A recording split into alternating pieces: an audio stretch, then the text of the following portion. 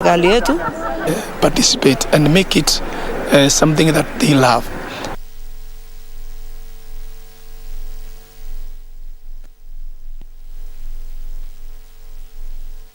We take a quick breather. We'll be back to sporting matters, so do not go away.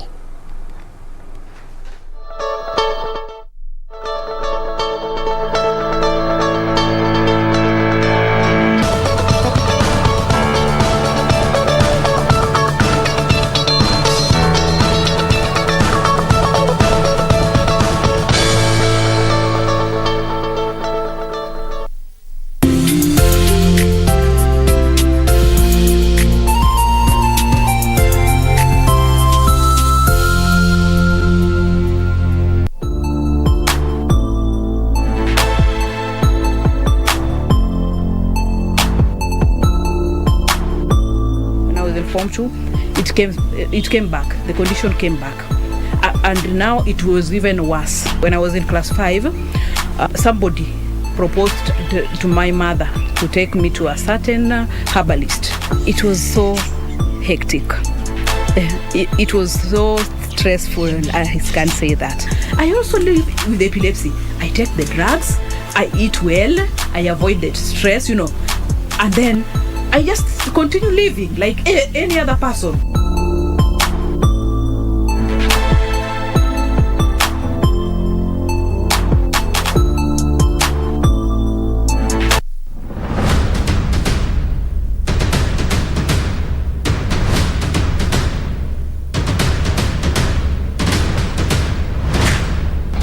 Kama ni raha kuona mmoja, basi tafakari kuwaona wawili. Mie na pacha wangu tutaendesha meli ya Dira ya Magwiji kuanzia Jumamosi hii tarehe 27 mwezi Novemba katika KBC Channel 1. Usikose.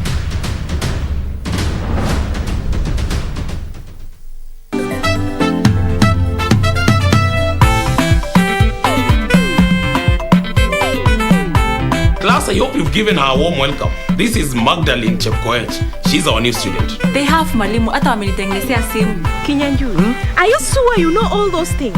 Who do you think you are talking to? Kinyanjui's online shop will bring it to her.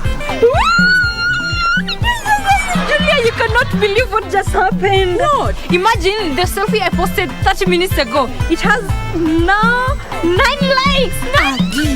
Tito Mjuanjuku nasikiza. There's something called protocol. Respect it.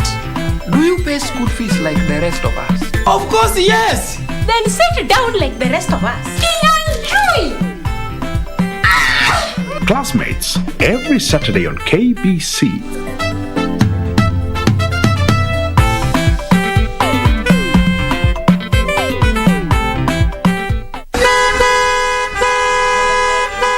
Ni sauti ya mwaliko wa kituo chetu cha Kisomali Iftin FM ikipiga mbizi na njaramba kukutana na mashabiki katika road show babu kubwa hapa jijini Nairobi tarehe 27 mwezi huu. Msafara utaanza katikati ya jiji la Nairobi kuelekea South C, South B, maeneo ya Eastlands kama vile Komarok, Donholm, Fedha, Eastleigh na kuregea katikati ya jiji la Nairobi. Jitokeze tarehe 27 mwezi huu, kutane ana kwa ana na watangazaji wa Iftin FM. Vichekesho na mahanja mtele vitateremka kwa mpigo re. Hal eber hal dibi sagal. Iftin FM ilayska umada.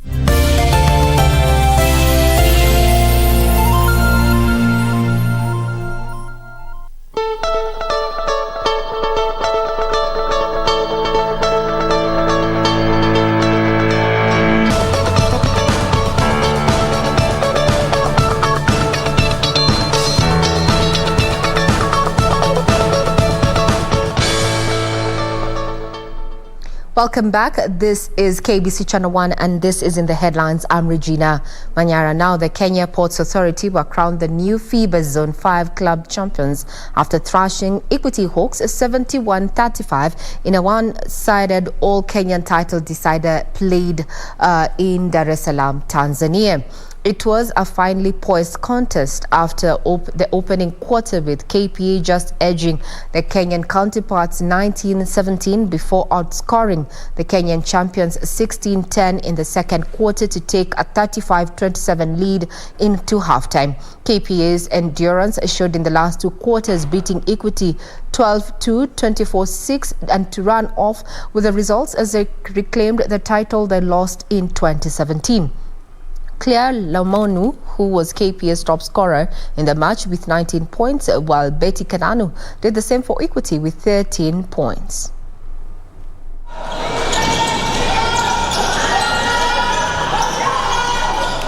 That is a wrap in as far as news is concerned.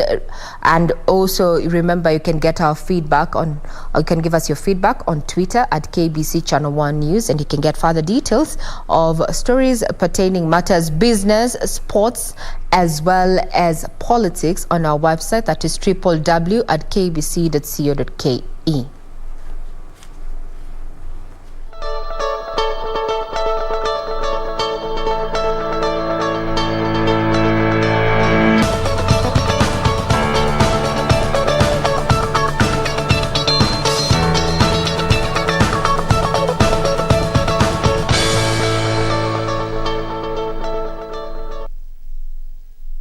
Welcome back. We now continue with In the Headlines. Again, we get to have a look at what the papers have for us. I have a copy of the Daily Nation. Let me just run you through the front page. Quite busy today. So many stories have been featured here. We start off with the stories there at the top header, with rogue officials who have now been identified and exposed to be selling certificates. And all you need to do is send 1,000 bob to some specific representatives from the Ministry of Health and your personal details, and you will get the COVID-19 certificate that so many Kenyans are now scrambling to get, given the directive, or rather what was stated by the CS in regards to having these certificates.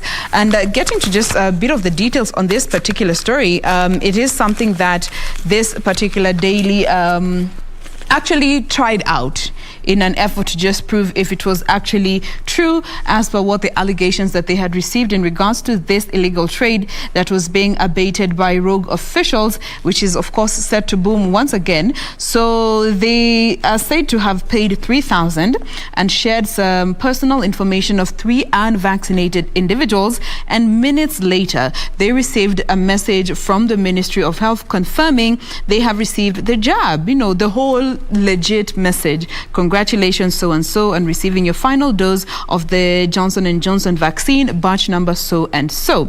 And they also went on to find out that it costs 1,000 bob for the Johnson & Johnson vaccine and 500 bob for the AstraZeneca and Moderna vaccine certificates. And all you have to do is send them your information. The officials log onto the Ministry of Health Chanjo platform, create genuine certificates for hundreds of people who do not want to get vaccinated. And when contacted for, comment, the CS said that it is illegal to certify one as vaccinated if they're not vaccinated, and it is also equally criminal to sell these COVID-19 vaccines, and went on to warn that any facility that will be caught selling the vaccines will have their licenses revoked by the Kenya Medical Practitioners and Dentists Council. So that is that in regards to that story.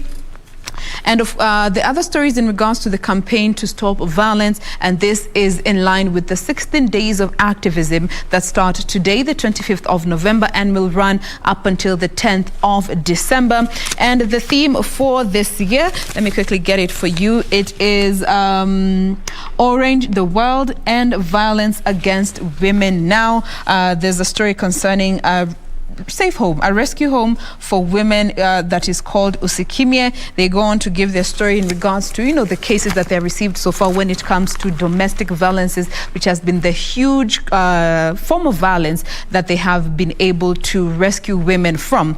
Now, coming to the main read, it's fresh trouble for Ruto at the ICC. Why is that? Now, for the first time, Deputy President William Ruto's name is being involved in the coordination of interference of witnesses that corrupted his case in the at the ICC in The Hague. So the second in command risks being charged with corruptly influencing a witness, an offense that is punishable by 5 years in jail. I'll be giving you details of that particular story in a bit.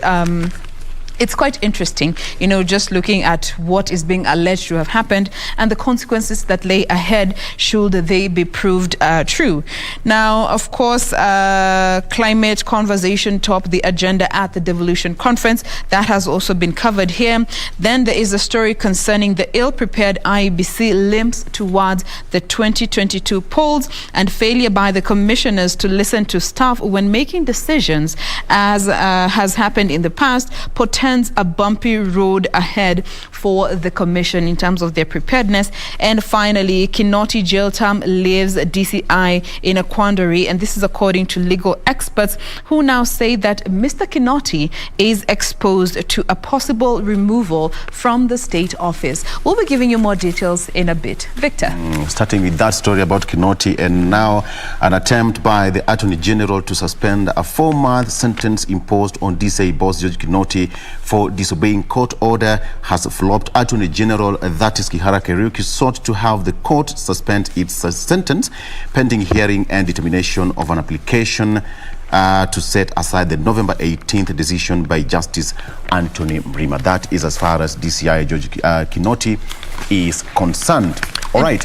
And maybe, Victor, just before you get to continue, yes. Now that you've mentioned that story concerning Kinoti, let me just give the details before we get to move on from it. Yeah. So here they go on to say that the status of Mr. George Kinoti as head of the DCI is not certain after the courts yesterday declined to suspend his imprisonment for contempt of court. And this is after the AG wanted the court to issue an immediate stay of the sentence and arrest and the arrest warrant, of course. But according to Justice Anthony Mrima, he declined, saying that the court needs to hear the application first before they are able to issue these stay orders. But now looking at the 7-day window that the DCI boss was given on the 18th of November to present himself at the Committee Maximum Security Prison, it lapsed yesterday.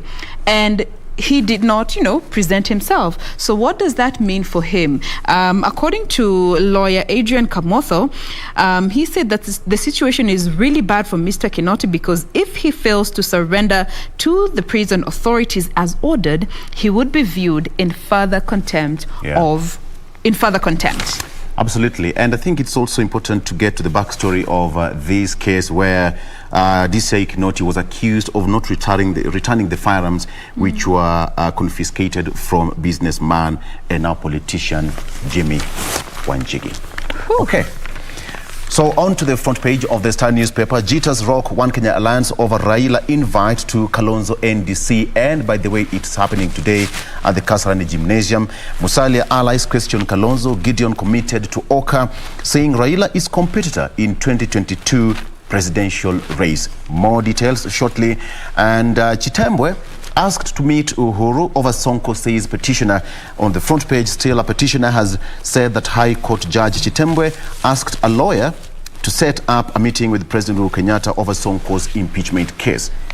The case still continues.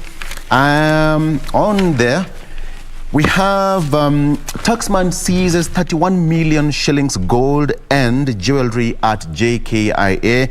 Customs officers did body search of 30 women, found 4.88 kilogram precious metal.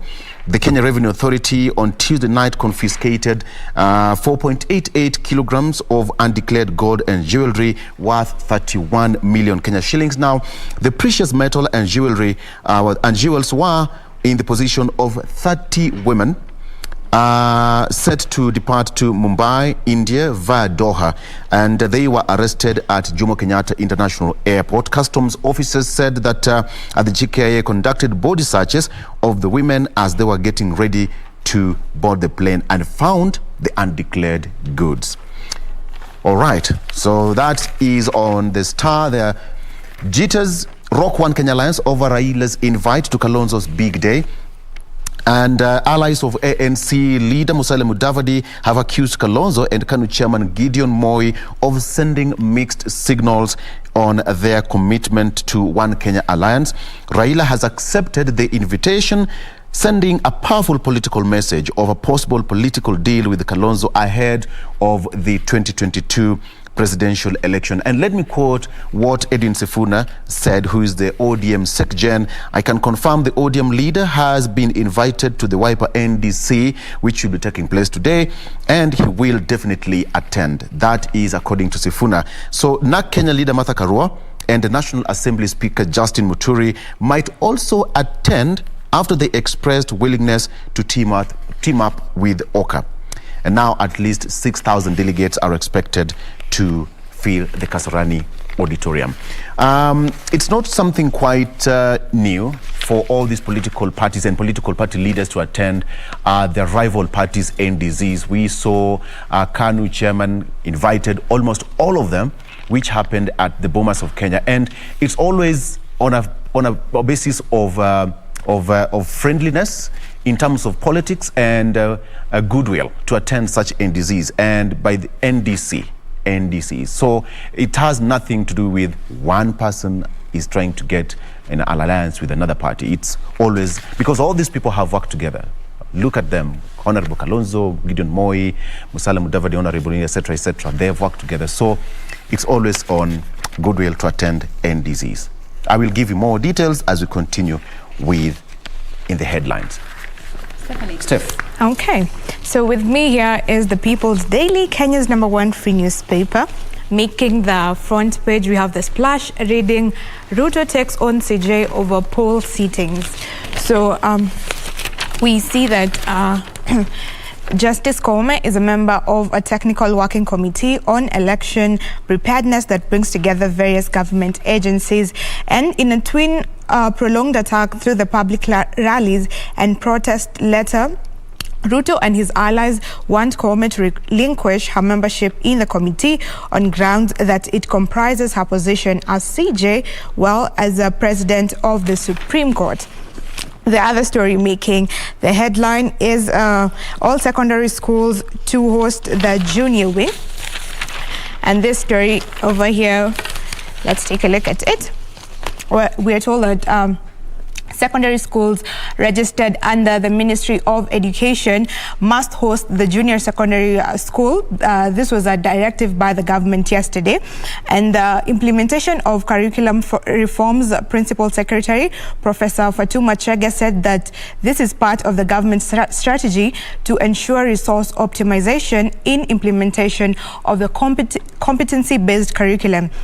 She said that though in certain circumstances, the ministry will be at liberty to decide in which institution to establish a junior secondary school wing, the junior secondary school must have its own management and infrastructure. And in the case that a primary school has enough infrastructure to host a junior secondary school, it will also have its own management and infrastructure that can grow from junior to a senior secondary school. Other stories making the front page, we have some good news here on the Jabali Africa group, which has been nominated for the US Grammy. So this musical group is known for the famous song Aoko. If you know, you know. Yeah, this song is being sung from generation to generation, mostly at weddings. Nimetembea sijamuona msichana kama Aoko. You know that song? Yeah. You caught us off guard. Yeah. That song, unaweza imba with your dad in the same room. It's a song that goes on generation to generation. It's one of those songs. So they have been nominated for the US Grammy, and we wish them all the best. Another story also making the headline is that the court rejects AG bid to suspend Kinoti jail sentence, which has been covered in the other dailies. And this page 3, we have the wacky world. We have some interesting stuff happening here, just like yesterday. There's some desperate COVID oddities that actually happened. We know that the world is looking forward to when COVID-19 will end, but during the period, some people have, through the fear, they've come up with some weird stuff, and some of them are I mentioned here. So the virus declared a goddess worshipped in some Indian temples. So some Hindu priest at an Indian temple used to say daily prayers to 2 coronavirus goddesses when the country battled new infection surge. So this was they were aiming to help, to talk to the goddesses while Rudisha Corona Chini, we get done with the virus. And then we also see a couple who live streamed their own wedding. So have you ever attended a wedding without the main characters there? The couple were not there. The people attended the wedding, but how work on the other side they're communicating virtually with their guest. So this was very weird. And then cow dung and urine prescription to cure the virus, also by Hindu Mahasabha, a popular political party in India. So those are some of the oddities that people have been doing around the world. Regina. Front page of the Standard. Matters of elections and why Ruto wants CJ Kwame out of the 2022 polls team. That's the main read on the front page of this particular daily, as well as looking at the devolution talks where climate action took center stage. Further on, regionally, Gabriel Selassie to join Abe in the battlefront, and we have had updates from yesterday with Britain actually asking its people, its citizens, to evacuate from Ethiopia following the alarming escalation of the security situation down there in Ethiopia. That is a sneak peek of what we have on the front page of the Standard this morning. So many big read there being matters of IEBC. However, since we're giving the details, I'd want to draw your attention to how precarious the life of a journalist is, especially when you are executing your mandate.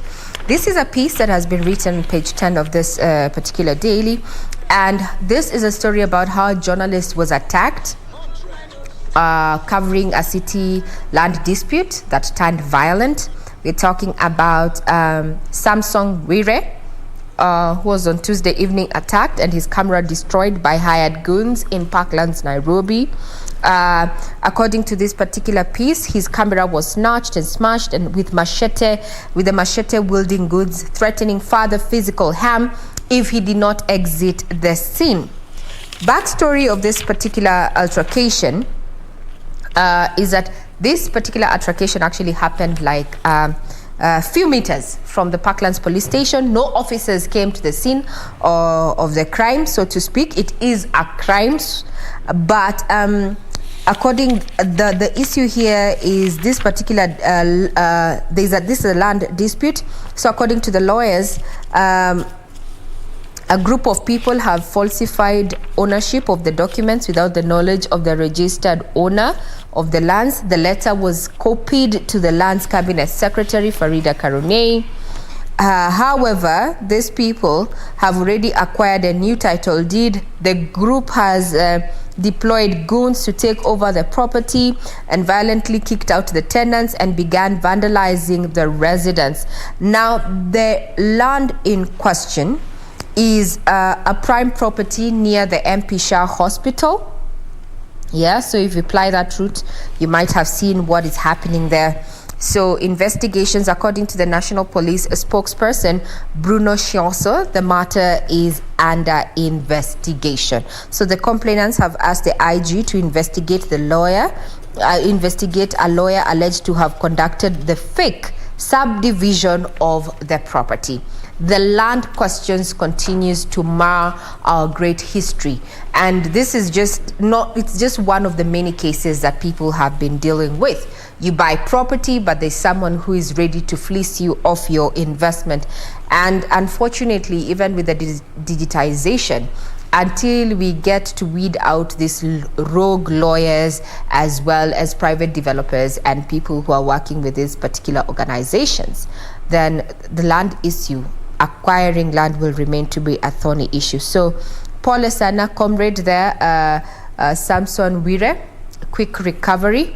But that is how precarious being a journalist is in this country. So get well soon. We are glad that you are recuperating. And to another story, before I hand over to you guys, there's been a question about what happened in the Kisumu heist, so to speak. So who are they? Were they armed? Were they not?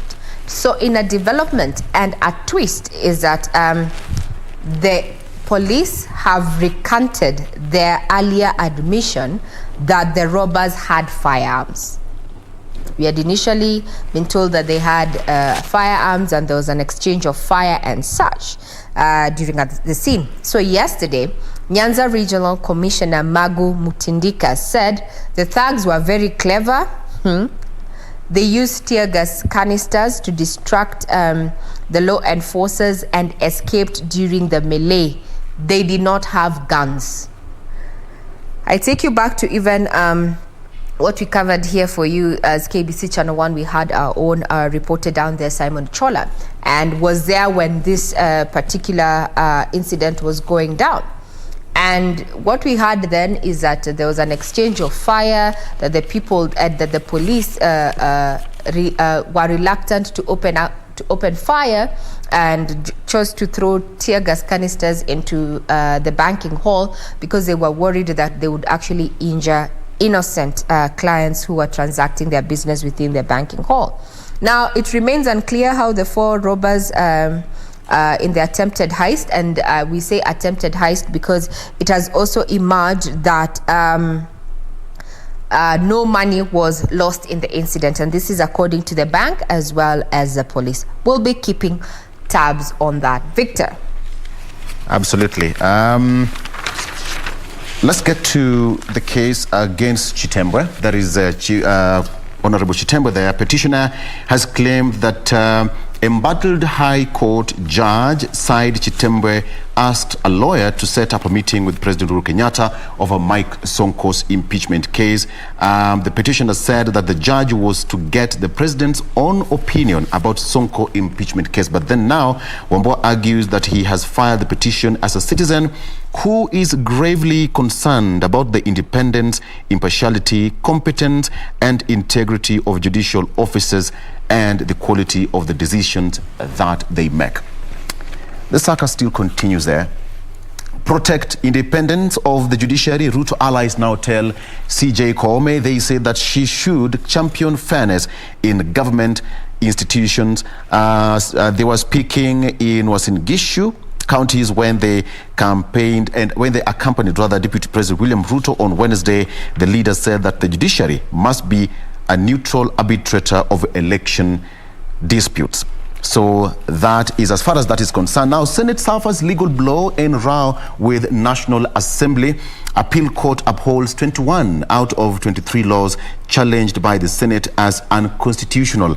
The court last Friday ruled there is no need for the Senate's input on most bills originating in the National Assembly. It was not immediately known if the Senate would challenge the ruling in the Supreme Court. So senators' input would only be required for bills affecting county government and those involving the Parliamentary Service Commission. The National Assembly would also have the exclusive mandate to debate and vote on money bills without any Senate input. Okay. Story that I thought it was important for us to mention here. Raila's campaign strategist decomes on to Musalia's party. Who am I talking about? I'm talking about Joseph Simeha. Yeah. He was received by ANC party leader Musalia Mudavadi at the headquarters in Lavington. Simeha has been a top ODM operative for over 15 years. And last year, he was a technical team member representing the party in the BBI Move, that is committee where he chaired the policy team.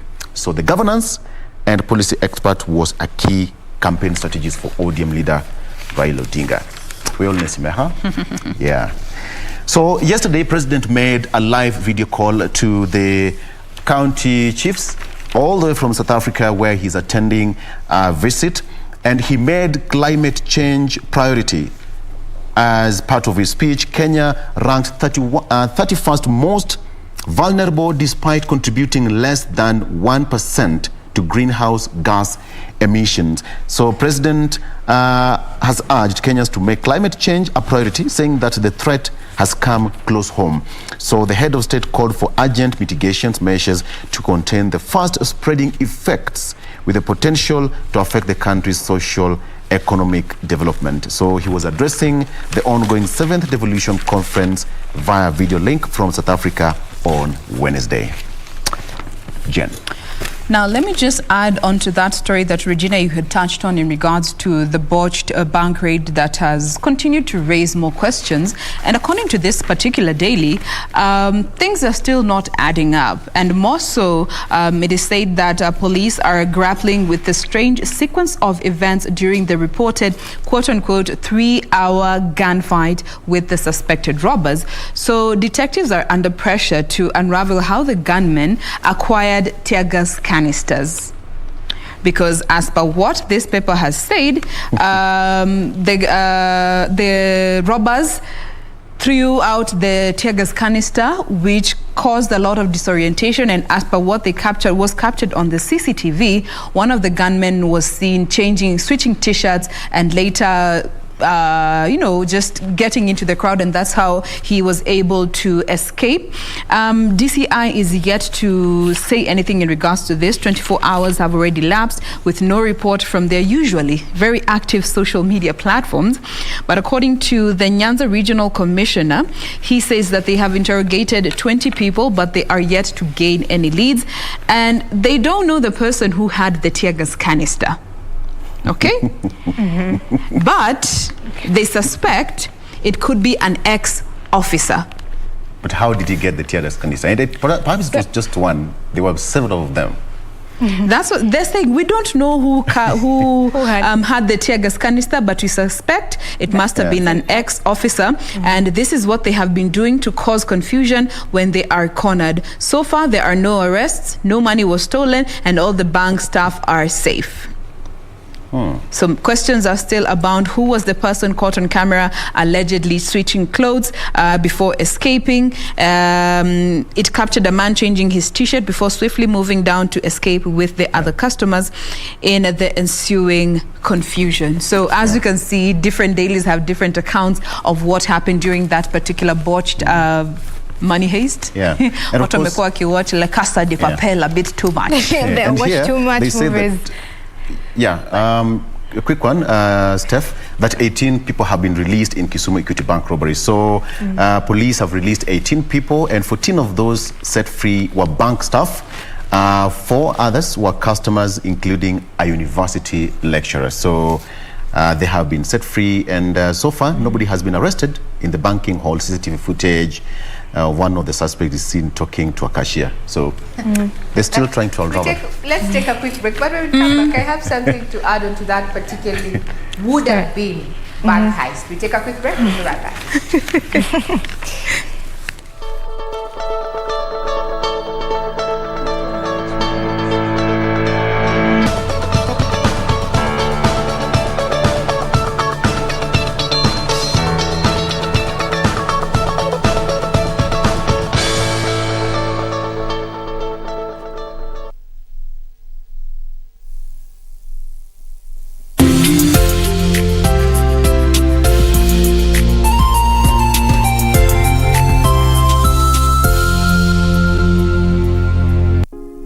The Kenya Medical Training College will hold its 90th graduation ceremony on December 2nd, 2021 at KMTC Graduation Square, Nairobi from 10 a.m. A mandatory graduation fee of 2,500 Kenya shilling is payable on or before 30th November 2021 to National Bank via the details on your screen. Adorning graduation gown will be optional, and graduates wishing to get one can visit KMTC headquarters in Nairobi from 15th to 29th November 2021. Join the event on the KMTC YouTube channel at KMTC Official. Visit www.kmtc.ac.ke for more information on the graduation, training programs, and application procedure. KMTC, training for better health.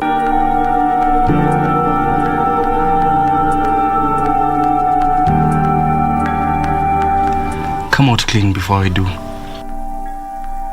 Who do you think is to blame for how things are right now in your marriage? That ought to be on silent. Sorry. Can we do this next time? Maybe later today? That will be next to impossible since you have to disclose everything in the court of law. Wakili, why am I hiring you?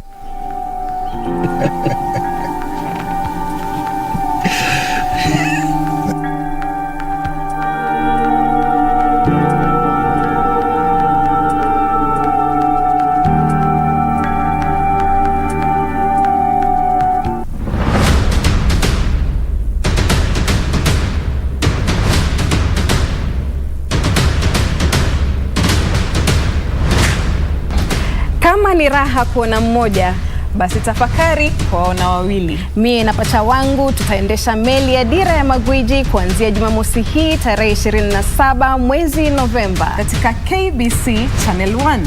Usikose.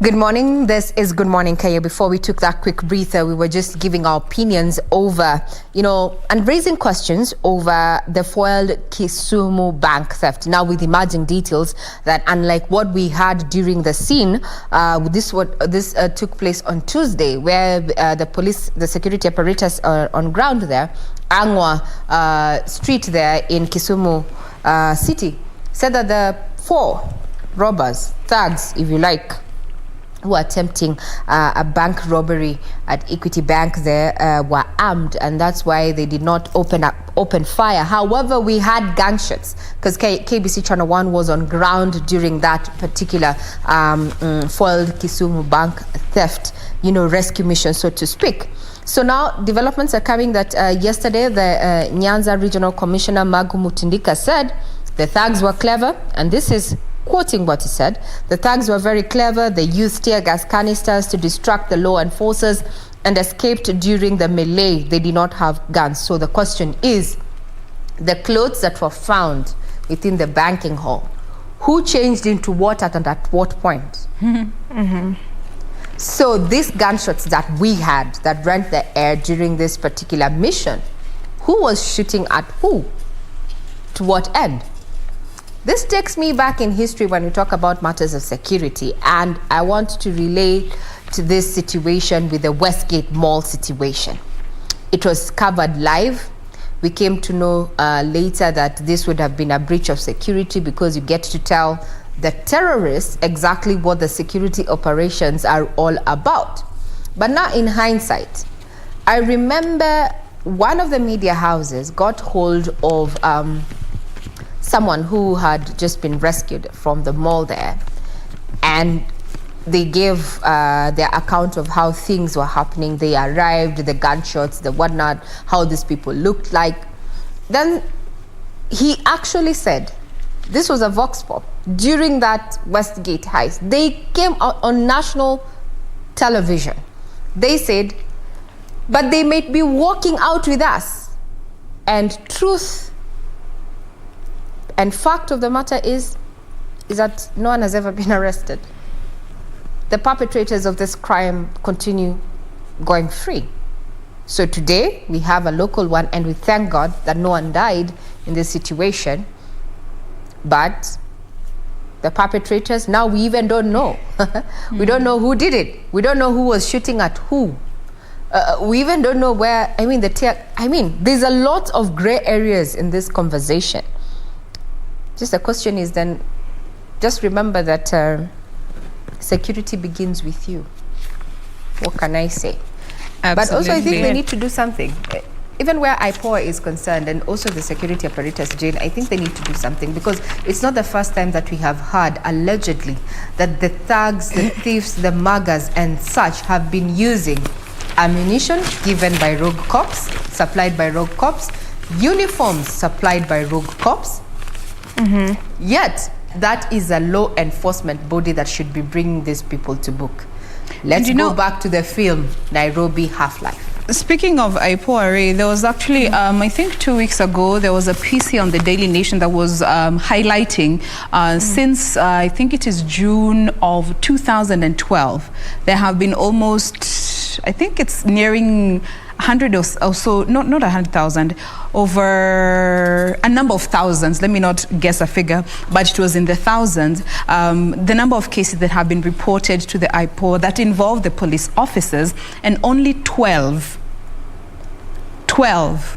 have actually seen these particular individuals that the officers involved have actually gone through the whole process and gotten incarcerated. Only 12. Out of the 1,000 figure that was quoted there, and I'll get the actual figure.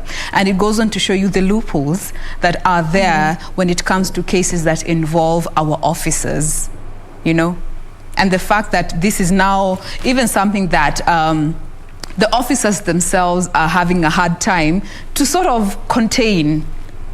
1 minute we hear they didn't have guns, then the next minute we could clearly hear gunshots from the videos that we have been able to interact with. Then there's tear gas smoke coming out. Who threw the tear gas canister? Was it the robbers, or was it the officers who didn't want to fire so that not to injure anyone with a stray bullet? There's so much that, and I think this is one of the reasons as to why DCI is yet to give the official statement about this. But anyway, speaking of matters security, and on a different note, we are almost coming to the end of In the Headlines, and I'd like to just touch on this particular story. It is the main story here on the front page of the Daily Nation. Fresh trouble for Ruto at ICC. So looking at the Paul Gicheru trial in The Hague, it has now taken a twist, with the prosecution forwarding quote-unquote evidence that implicate Deputy President William Ruto in the witness corruption program that sabotaged the case against him and radio journalist Joshua Arap Sang. So this is the first time, by the way, that the DP is directly named in the as the coordinator of the plan that corrupted his case. And this came on the 22nd of November, which was the latest brief that was signed by the deputy prosecutor, that is James Stewart, when it was submitted on the 22nd of November once again. And it read, the evidence establishes that the pattern of witness interference was conducted for the benefit of and in coordination with William Samoei Ruto.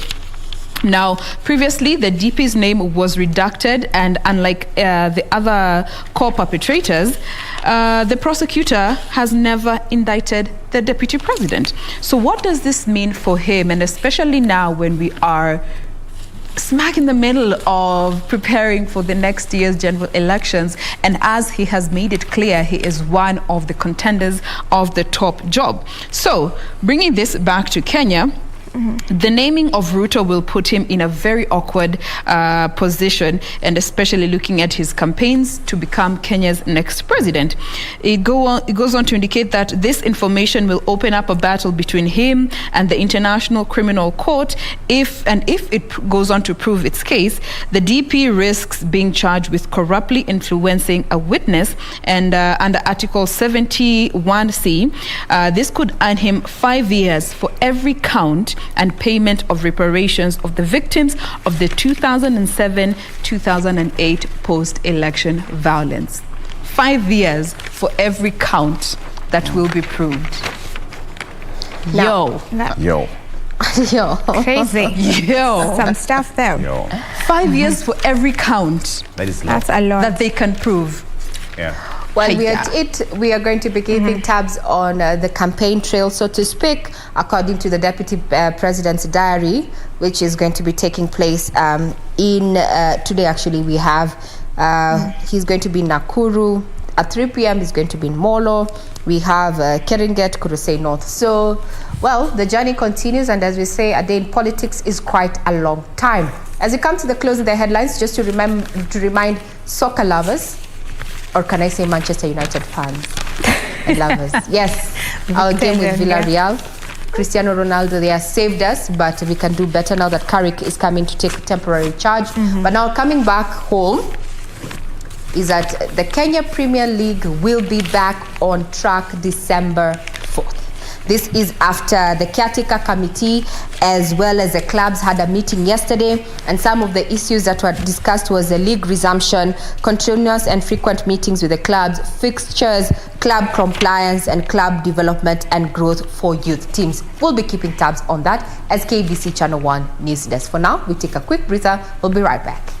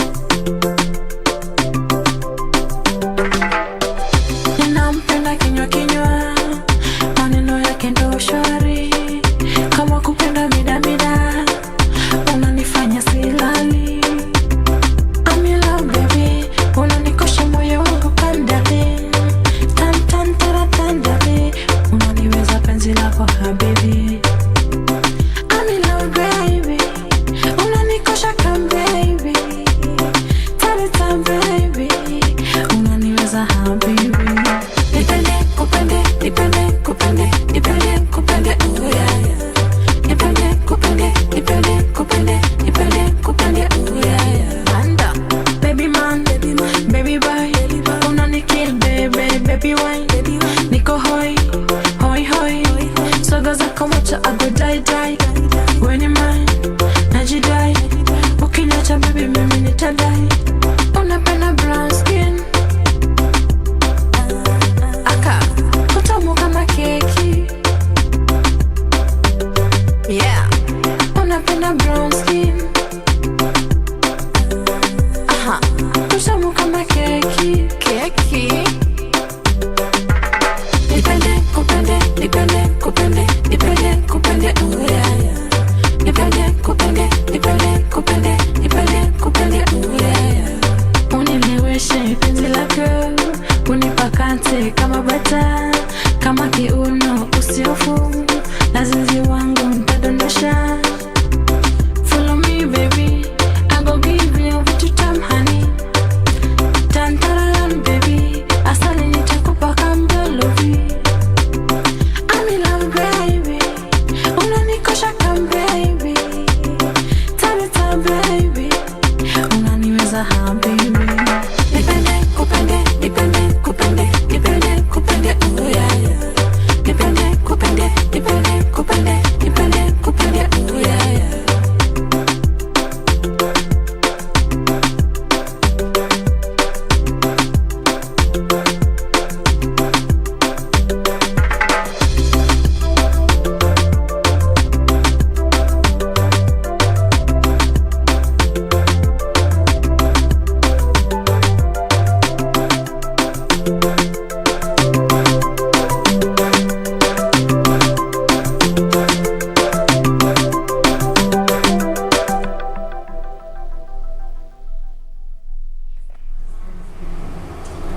Welcome back. This is Good Morning Kenya. Just in case you're joining us, we have reached that segment mahali tunapatana na wasanii wetu and we get to know them, and today we have none other than Pinless Music over here. Pinless, karibu sana. Asante Thank sana. you for joining us today. Yeah. So, who is Pinless? Pinless is an artist ambaye anajitegemea na najipenda, na napenda mafans wangu pia. Napenda mafans wako. Yeah. So, Pinless ni jina yako ya ID ama jina yako kamili ni gani? Pinless ni jina yangu ya music, stage name, ambayo huwa nikienda show naenda nayo. Jina yangu kamili ni Sharifa. Sharifa, yes. Sharifa kutoka wapi? Tuambie juu ya Sharifa, umelelewa wapi? Okay, Sharifa, mimi naitwa Sharifa Kadzo, mimi ni mtoto half caste Mgirama Mkikuyu. Nimetoka Malindi. Nairobi nimekuja tu kutafuta maisha, music hivi na Nairobi iko better. Inaweza. Nairobi inaweza kabisa. So far imekupeleka, tell me about your music journey. When did you start? Na ulianza Coast ama ulianzia hapa Nairobi? Okay, music kwanza nikiwa mdogo nimependa music. Sasa ilifika mahali nikiwa class 2 nilianza kuandika ngoma, lakini nilikuwa naandika gospel. Mwanzo pale nilikuwa under my parents. Sasa hakuna venye unaweza andika ngoma za love and you're still young, hujui lolote, unajua tu mambo ya kanisa. Mwanzo umelelewa kanisani peke yake. So pale nikaendelea hivyo, nikawa mkubwa, sikuwa na ile, nikiwa mdogo singeweza kutoa ngoma, mwanzo nilikuwa sina hiyo uwezo. Wazangu na pia life yenyewe ilikuwa tu ile baada ya kubambanya tu. Sasa wakati nimekuja nikamaliza shule, nikajua hustle. Sasa hapo ndo nilianza nikatoa ngoma yangu ya kwanza. Ile ngoma nilitoa tu bora nionekane yani nimetoa ngoma. Yani sikuwa hata na idea yote kabisa. Nilikuwa bora nimetoa ngoma basi. Basi hivyo. Na swali yako tamu kweli. Nashukuru. So hiyo mwaka ulianza ulitoa ngoma yako ya kwanza ilikuwa lini?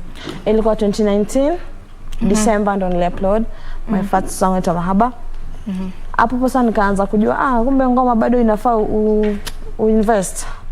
Yani mimi pale nilitoka tu ile ngoma ambayo nilikuwa nimevaa ndo nilitoka naye. Ukatoka tu venye. Bora nitoa ngoma, bora tu ngoma yangu imetoka, mimi niko sawa.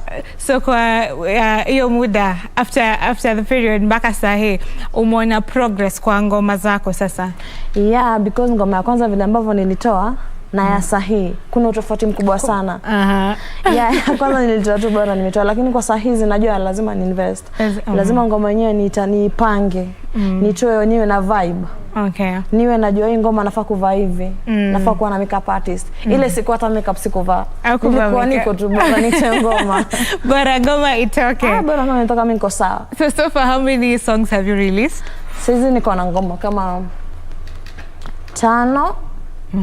Alafu ni wengine ambaye saizi nishaimba ni kolabo yangu mimi na Brown Mauzo bwana Kevera Sidika. Ala. Yeah, tumetoa audio. Sasa ndio bado tunaipangia alafu tuta-upload.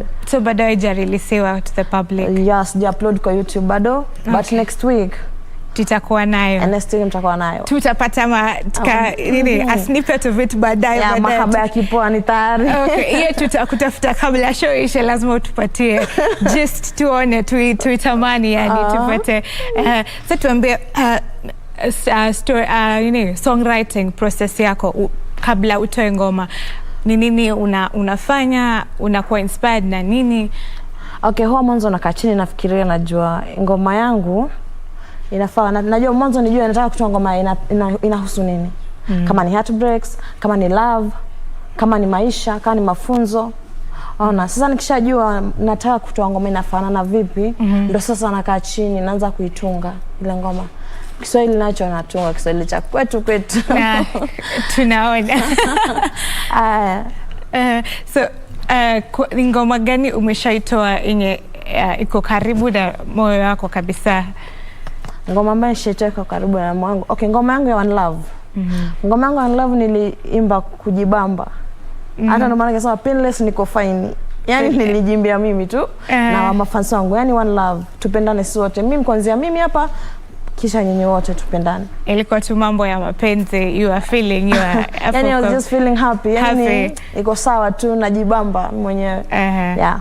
Okay, so kutoka ukwe mdogo, music ilikuwa kitu umesema ulianza na gospel kwanza. Gospel ni kitu unaweza taka kufanya ama hiyo ilikuwa tu ya wazazi, sasa hiyo umechukua another route? Okay, ile gospel ilikuwa tu kwa sababu naishi nyumbani, wazazi wangu ni watu ambao wanaenda kanisani. Mimi pia mwenyewe niko naenda Sunday school daily. Daily Sunday niko Sunday school asubuhi na mapema. Hasa nika-imagine mimi mwenyewe sasa niingilie mambo ya nini mapenzi jamani. Na niko mchanga haiwezi. Lakini wakati nilikuwa mkubwa, mashallah nashukuru, lakini nilimba tu ngoma za mapenzi ambazo roho yangu ilikuwa inapenda. So okay. Na sasa hiyo unaweza toa gospel, kuna possibility ama hiyo line yako? Okay, siwezi shindwa. Kama kuandika nitaandika. Mwanzo siwezi shindwa. Lakini kuitoa kidogo kuna inakuwa sasa hizi. Yeah. So hizi haiwezi. Alafu sasa kwa industry una aim at music yako ifanye nini, ilete impact gani, ama unaimba tu mission, the main mission? Okay, hapana. Na huwa napenda sana ngoma zangu ziwe na message. Mostly hata kama ni mapenzi iwe ina advice. Mwanzo unapata kuna vijana wadogo ambao wanajihusisha na mapenzi.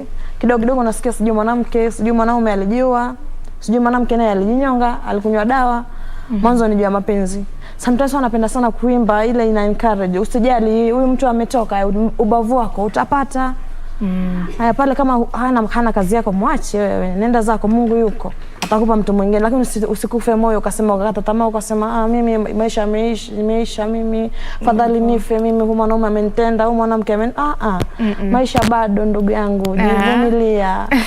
Okay, so you aim at inspiring people when you're pitia through heartbreaks and stuff, kwa relationship, kwa motivated to move on na kuna hope. Na wenye ambao pia wako kwa hiyo love waendelee kuifeel. Waendelee kuifeel. Naendelee kurespect hiyo relationship yao, mandoa yao. Wasivunje ndoa zao. Tuseme basi venye unapenda mapenzi, mambo ya mapenzi, viko na history, kuna kitu ili ku-inspire kwa your own personal relationship maybe? Yeah, I can lie to you. Kuna miaka kidogo hapo, si miaka mingi sana, 2-3 hivi nyuma hapo nilikuwa na mpenzi, ndio leo tuli break up. For now ni kama kwa single pia, lakini still na just I know the life of kuwa heartbroken na ukiwa in love. So nikimba ya love najaribu kuimagine those days. But ilisha. Sasa tunajua Painless ako single, kwa wanaume wale pale nje wenye wanauliza mshambiwa. So uli experience heartbreaks, uko single, so what are you doing now currently? Currently it's me, I'm a lifetime musician. Mostly huwa nafanya music Yes, I have a cosmetics. Iko Juja napambana naye, lakini still mostly ni kama tu I'm into music. Music ndo music ndo kama everything to me, full career.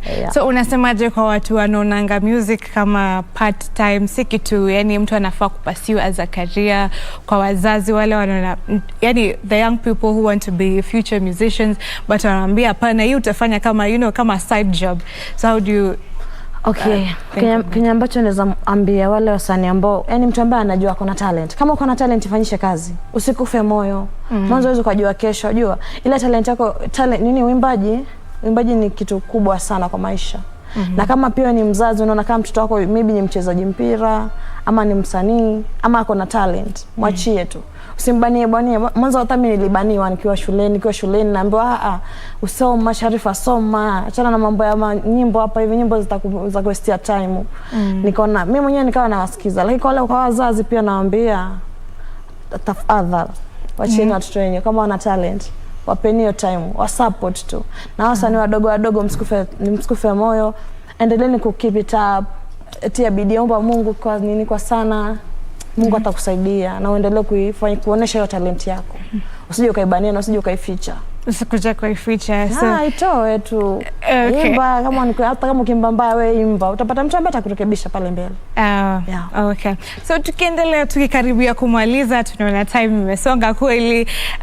Tuambie about your song yako na Mauzo. Ni about nini tena, na utupatie ka gist tukingoja kuisikia sasa before release. Okay, hiyo ngoma yangu na Mauzo ni ngoma ambayo inahusika yani kama Mauzo yule tunachukua kama ni Yesa ni bwanangu. Tulikuwa tumeoana, tukazaa mtoto, kisha nikamkimbia, nikasikiza mambo mbaya ya watu nikamkimbia. Sasa pale mimi namwambia samahani Mauzo, nisamehe mahani. Ningeziba sikio mtoto wetu tungemlea. Najutia vibaya kukuacha mahani, chombo changu cha msubiria tungoje. Ngojeni kama storyline peke yake inamaliza, yani tunangoja. Tupatie ka gist kabla tumalize. Wow, labda niimbe ngoma nipende. Nataka ile watu ngoje kabisa. Utaki kutupatia ka kitu ya keep going. Ni sawa basi, tupatie ngoma moja yenye unaipenda basi. Ngoma ambayo naipenda. Au kabla utupatie tuambie what is that one thing that you are thankful for today? Okay, nashukuru Mungu for my fans. Fans wangu, na nashukuru Mungu sana kwa sababu ya watu ambao wamenisupport kwa music industry. Like nikaona watu ambao huwa wanani yani kama my mentor. Mwanzo nikiimba ngoma zangu lazima niwampe, na kitambo sikuwa na mwanzo nilikuwa naandika tu. Lazima kuna watu ambao na nashukuru wale watu ambao wananisupport kwa music. Hiyo tu ndio huwa nafurahia. Mwanzo kila siku na make a step. Kwanza ngoma yangu ya zero ya kwanza mpaka saizi kuna tofauti kubwa. Ni kama bingu na ardhi. Tunashukuru mafans, mmeshukuriwa pale, muendelee kusupport Pinless. Tumalizie sasa na kawimbo. Okay. Shani ngoma ya One Love ama nimbe gani? Yoyote. Bora ngoma Bora ngoma yenye nakupendeza, yenye unapenda zaidi. Okay. Naweza imba One Love. Okay. Pinless niko fine, ninataka kuisakata rumba, muziki wangu uko fine, I go dance, I go talk rumba, mzigo uko fine, soga iko tight, vixen ko foleni, kwa pamoja tusakate rumba. One love, one love, rusha juu mikono. One love, one love, utamu mpaka ndani rumba. Wacha watch bado YouTube. Haimalizi huko mbele. Tutapata wapi? Okay. Social media. Kwa social media niko naitwa Pinless Music kwa YouTube. Facebook page yangu ni Pinless Baby. Iko tofauti kidogo lakini wasijali. Okay, Twitter just Pinless Baby. Ukiingia bado Instagram pia ni Pinless Music, Pinless Baby. Kila mahali. Sawa, to follow Pinless kwa social media pale, Pinless Music on YouTube, Pinless Baby on Facebook. Mmemsikia. We take a short break and we'll be back. See you on the other side of the break.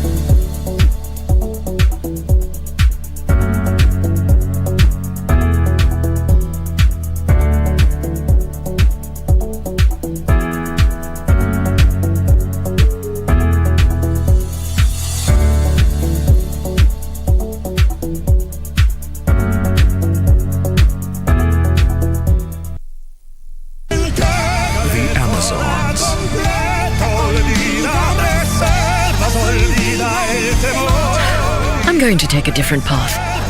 His disdain will definitely be my best revenge. I am taking the girls. No!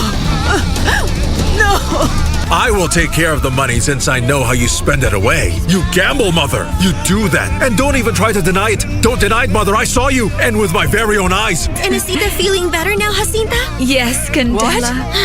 How? She didn't die, but she was so sick, right? The Amazons.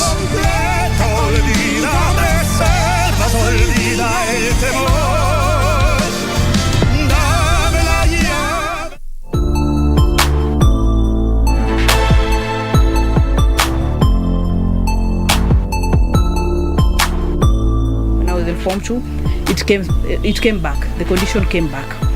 And now it was even worse. When I was in class 5, somebody proposed to my mother to take me to a certain herbalist. It was so hectic.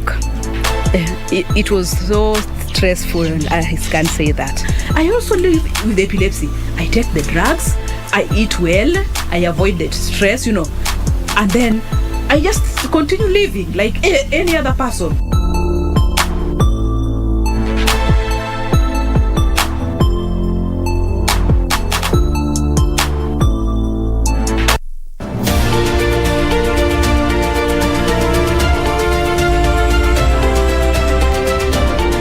My name is Jeniria Leklele and I'm a wildlife warrior. This dry landscape is home to an animal that is revered all around the world. I love lions because many people think that lions are dangerous, but lions are not dangerous actually. So far we found a footprint of hyenas and leopard on this riverbed, but we haven't yet seen any signs of lions. Lions are actually disappearing in the world. If nothing will be done in Kenya actually, I think we'll be losing lions in the next 20 years.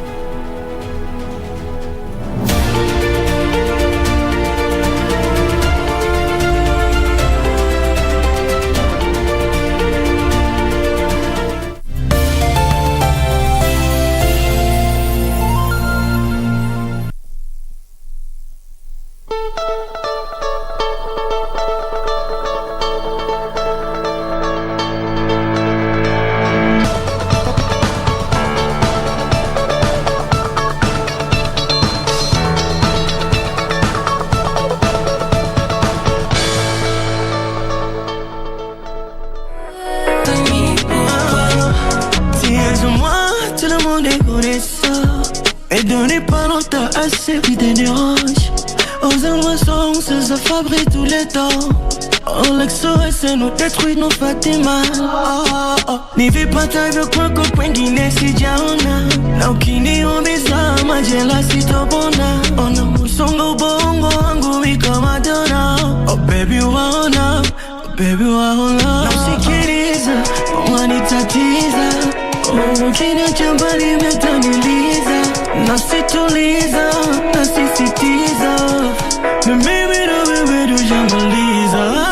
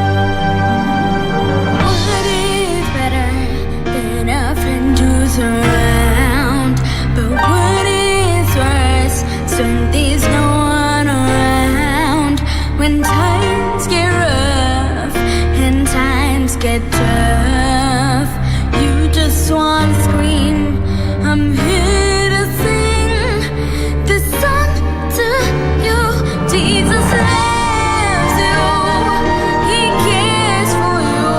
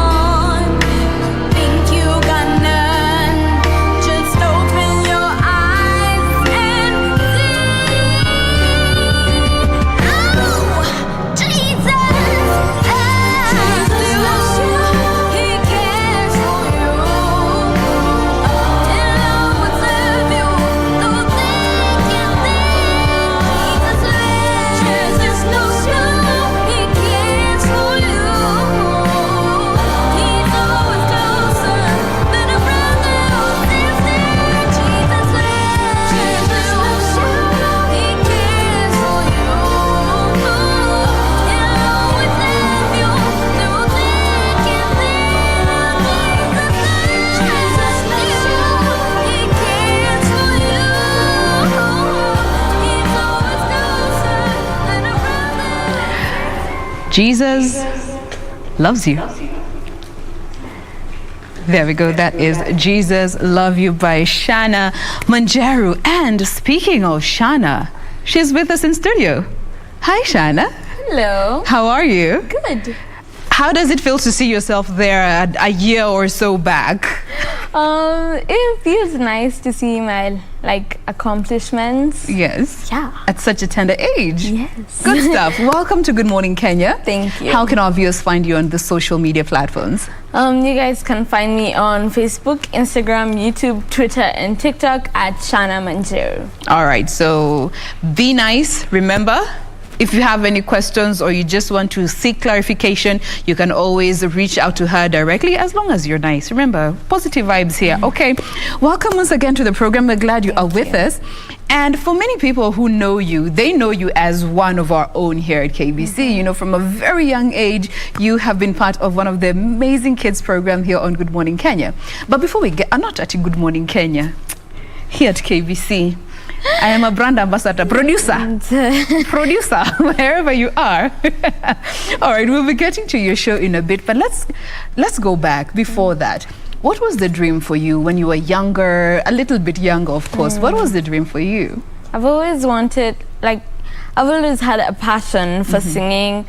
I've always sung since I was 2 years old. I've always sung school rhymes and all that, nursery rhymes. Until I grew older, I started actually pursuing my dream, and yeah, here I am now. And how has it been, looking at the support that you've gotten from the people that you really love? I can see your mom is with us in studio today. How has the support been looking at your craft? I am very thankful for all the support that I have gotten from everyone, from my supporters, my family, my friends.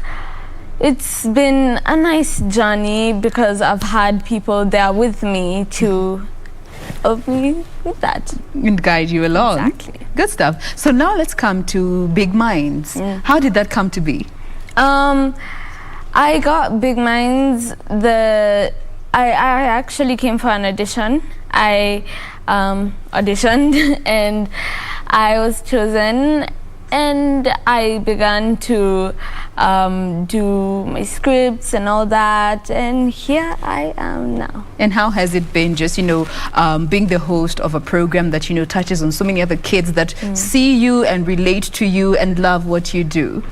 It's been an interesting journey. This is the first time I've gotten to host a show, and so I guess it's quite unique because I've never had something like this before. And what's been the most challenging bit of it, if any? Trying to remember the lines, so that I can talk on camera. Exactly. Yeah. But you've gotten better at it. Exactly. So much better. True. Yeah. Good stuff. And we allowed your producer, Timona producer Pia Koinadi area. Good job. All right, let's come to your music part of it. How do you ensure, or even just looking at mom, making sure that you're not focusing too much on your music, forgetting school, because school is also important, and also just looking that you're also taking your music along as you also keep up with school? How do you balance the two? Well, at this point, I'm getting more to be a candidate. So I'm in class 7 right now, meaning we're going to have our KCPE exams next year. So I study a lot in school. I go for extra work and all that, and then I come home, whether I have homework or not, I finish it if I have. And then at that point, I shower, I eat, do all that, and then I can practice. After you've sorted your school manenos, now you can do music. Yes. And it's a balance that you found that works for you? Yes. All right. So let's talk a bit about this award. Where did this whole story start from? From the nominations, submitting the names. Take us through that journey.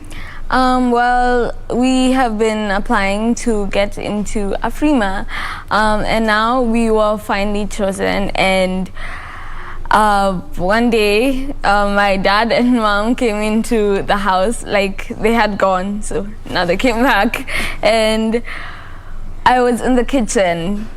So they came to the kitchen and they were like, dun dun and I was so confused because they never come in like that. They don't do that. Exactly. So, sooner or later, my dad was like, you have been nominated in Afrima 2021. I'm like, what? So he's like, hold on, let me go confirm it. So he ran upstairs and like confirmed. He came back and he's like, it's true. And you're going to Lagos, Nigeria. I'm like, yes. That was such a beautiful moment for you. Yeah. What was running through your mind? I was really excited because I love to go on planes. So when I heard that I was going to Nigeria, I was very excited. Very excited. Exactly. And as a nominee. All right, good stuff. So you've got into Nigeria. It's finally the D-Day. You're seated there waiting to know if you are a winner or not. By the time they got to mention your name, and before we actually get to talk a bit about that, Mr. Director, you had promised to share with us something. Iko tayari ama tuendelee kidogo?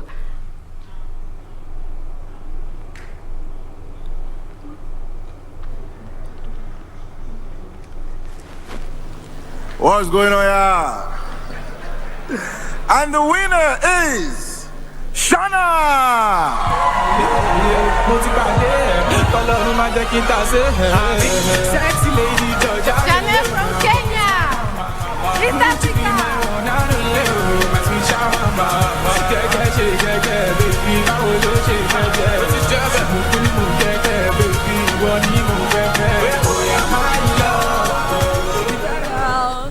Hello everyone. I am very nervous right now, but I am very thankful for this award. I want to say thank you to all my supporters and all my fans, because I wouldn't be here if it weren't for them. Yes, thank you. Love you. It's the kiss for me. Oh, thank you. You're far too kind. When they mentioned your name, how nervous were you? Just sitting on edge. Really nervous. I think like I got stuck in my chair for a moment. Yeah?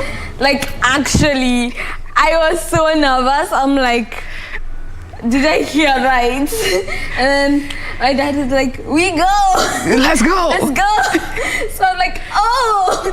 And then I stood up, we went to the stage, but like all through I was streaming. Had you prepared the mini speech that you gave? No, I hadn't. You freestyled that? Yeah. Ooh. Yeah. Man. And right now you are known as one of the youngest. Actually, the youngest Afrima Award winner so far. You're in the history records. Yeah. What would you like to tell the nation at this point? I would like to say, don't give up your dreams, however young you are. Yeah. Because you never know where it will take you, no matter the age, the race, the country, whatever. Just don't give up on your dreams, because you can make it far. You know, and also just seeing that you were pitted against such big artists from across the country. How does this make you feel in terms of the kind of music that you are doing? I feel very accomplished, but I also feel like the other contestants really tried very hard, because they are well-known musicians. They are. And their music is known all around Africa, so I feel very accomplished and also humbled to be on that list to them. Beautiful. So as we bring this conversation to a close, you know, just looking at the fact that you've mentioned you're a pre-candidate, and of course looking at this goes to just show you are on the right path. Your music is being acknowledged on a global platform. What more can people expect in terms of your music? Soon you'll be expecting maybe some songs. Drum roll. But otherwise, I am actually I really need to focus on my studies right now because, again, candidate, yeah, and the pressure is real right now. Yeah. 'Cause it's very soon. You might think 1 year is a little, but it really passes really fast. Just the other day we were in class 6, now 7. What's next, 8? You know? So, yeah. Good stuff. All right. So she hosts Big Mind. Tell us a bit about the program, just very briefly, and when our viewers can get to watch it. Are there any reruns? Give us, you know what to do. There's your camera. Go for it. Well, Big Mind Show is a kids show. It shows a bunch of different activities. There's some DIY activities, some traditional dances, performances. It's like a whole bunch of fun put together for children. So yeah, and it will be airing every Saturday. What time? It'll be airing every Saturday around 9 a.m. Yeah. All right, there you have it. So if you want to catch more of her, you can be able to watch Big Minds every Saturday right here on KBC. And of course, you can also follow her on the socials to just keep up with her music. Remind us of your social media handles once more. On Facebook, Instagram, YouTube, Twitter, and TikTok at Shana Manjaro. At Shana Manjaro. Thank you so much for being with us. Thank you. We are so proud of you. We wish you the absolute best as you move on with your music and your school. Thank All right? you. Good stuff. She is Shana Manjaro. She is a host, she is an artist, and all around a brilliant, beautiful girl doing the best and loving what she does. I love that about you. So that is that in regards to this discussion. We take a very quick breather. We have another segment coming up in a bit. Stay with us.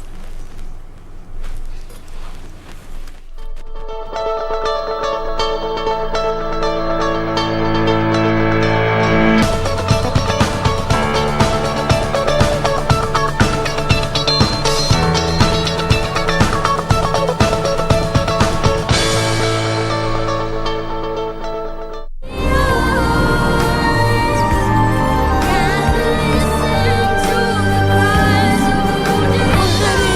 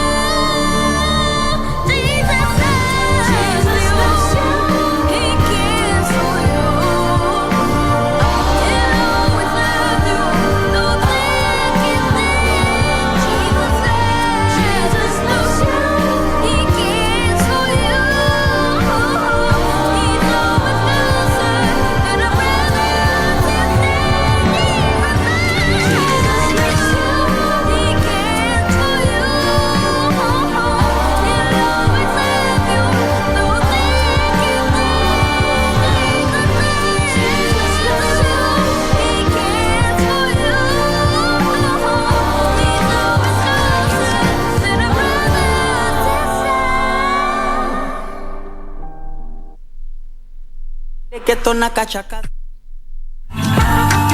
Unachaga boko ni bilio ya neno kunyamaza.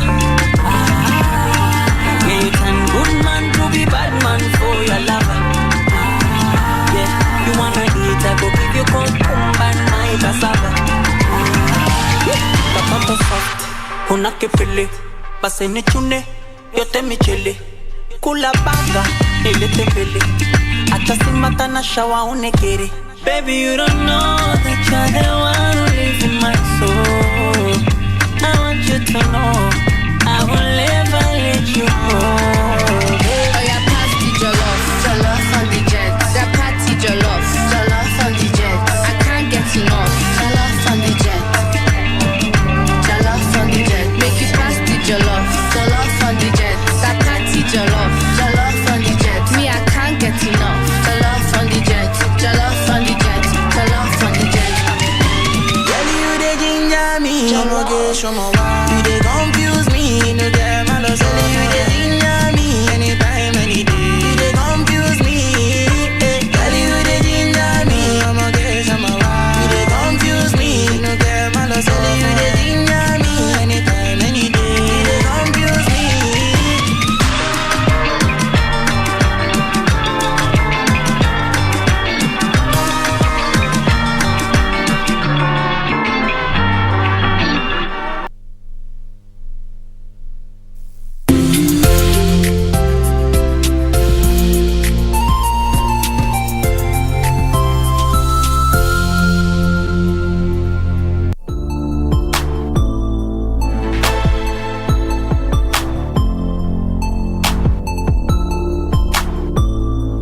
Form 2, it came back. The condition came back, and now it was even worse. When I was in class 5, somebody proposed to my mother to take me to a certain herbalist. It was so hectic. It was so stressful. I can't say that. I also live with epilepsy. I take the drugs. I eat well. I avoid the stress, and then I just continue living like any other person.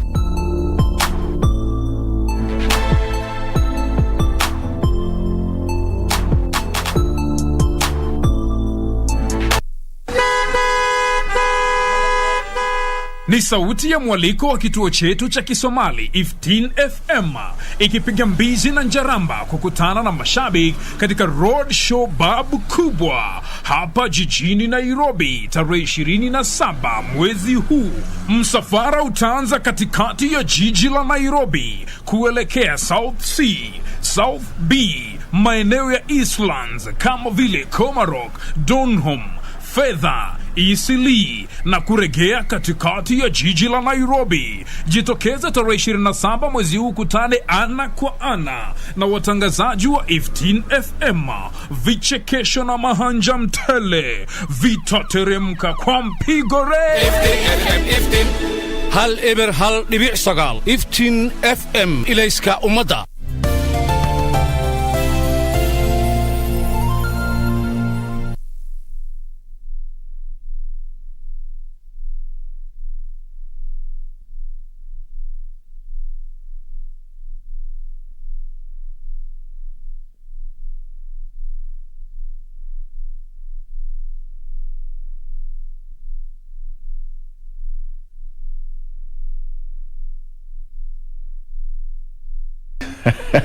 It's been a long week. Everything has been serious, but at the end of the day, we have to tone it down kidogo, because they say that too much play, too much work, and less play make Victor. Yeah, a dull boy. And all of us, we have to play a bit. That's why music has to be there, that interlude of music. Now bringing us to another station. Jen calls it Udaku moment. Udaku sesh. Udaku sesh. Session, all right, where we need to understand what happened where, who did it, just light moments even as we approach that particular week, this particular weekend, because ours were inaanzia on Thursday. And by the way, tukuna ile. Sir, you called Sir John. Sir John is still wrapped, waiting for that, Take it away, all right? Jen. Good stuff. Welcome. In case you're just joining us, Karibu, man. This is still Good Morning Kenya. Hashtag we are using is hashtag Good Morning Kenya on Twitter. Our official station handle is at KBC Channel 1. Our individual handles always remain the same across the socials as well. So, tuingie udaku sesh. Na leo niko na story mbili moto. Story mbili moto. Fire. Now, let me ask you just very quickly, hypothetically speaking, what would you do if, say, hypothetically speaking, you're married and your spouse comes and tells you, listen, it's been 6 years, I don't think it's working, I've met this other Kayanga person and I want to settle down with her, here's 13 million, wujisot uniache.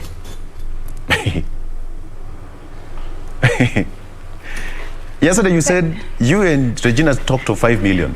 Yeah, ilikuwa juzi. Sasa ni 13. So today is going to 13M. Yes. I really don't think money can cure heartbreak. 6 years, there is so much that in terms of attachment, but at the end of the day, it's about the feelings, the connection. So if the connection is not there, first of all, you have to make sure that the other party is also okay with it, the breakup. It's not the first time. People break up because of different reasons. Divorce is always there. So why 13 million?